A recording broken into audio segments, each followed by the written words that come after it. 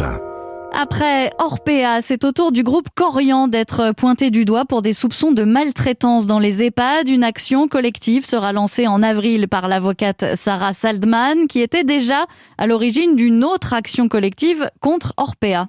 Si vous voulez, la semaine dernière, j'avais décidé de lancer une action collective uniquement contre Orpea nominativement et sans parler au début de Korian. Il se trouve que dans les heures qui ont suivi cette annonce d'action collective, j'ai reçu des dizaines et des dizaines d'appels, de mails, de courriers de gens me disant les faits que dénoncent les familles d'Orpea, c'est exactement la même chose que j'ai vécu, que ma mère, mon père a vécu chez Korian, à savoir des maltraitances, la dénutrition, la déshydratation. On ne prévient pas les familles quand il y a une fracture. Au niveau de l'hygiène, c'est absolument déplorable et il y a un réel rationnement alimentaire. J'en ai reçu environ une trentaine, mais là, ça continue de monter, bien entendu.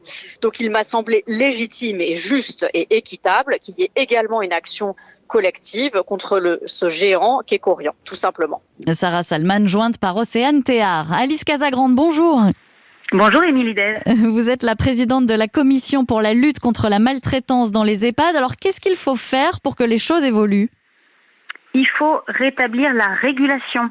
Ça n'est pas seulement un système de gestion interne dans ces groupes qu'il faut dénoncer, c'est aussi lutter contre un désengagement de la puissance publique qui n'a pas, ces dernières années, mis l'accent suffisamment sur la reddition de comptes.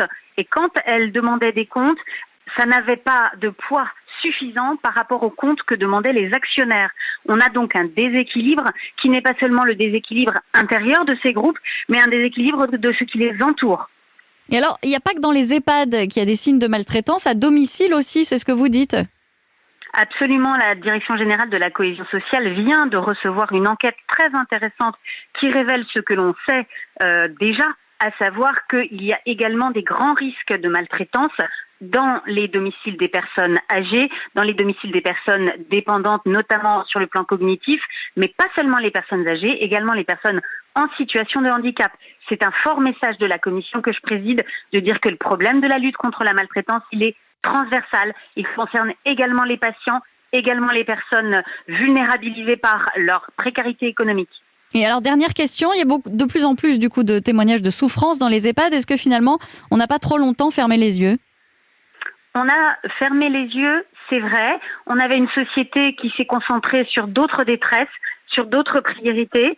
On a des évaluations internes des établissements, outils de la promotion de la qualité, qui ont été insuffisamment exploités. On a des inspections-contrôles qui ont perdu leurs moyens, qui n'ont pas été dirigés sur ce sujet de la maltraitance. On a une politique publique à rénover et à donner un second souffle aujourd'hui. Alice Casagrande, merci. Je rappelle que vous êtes la présidente de la commission pour la lutte contre la maltraitance.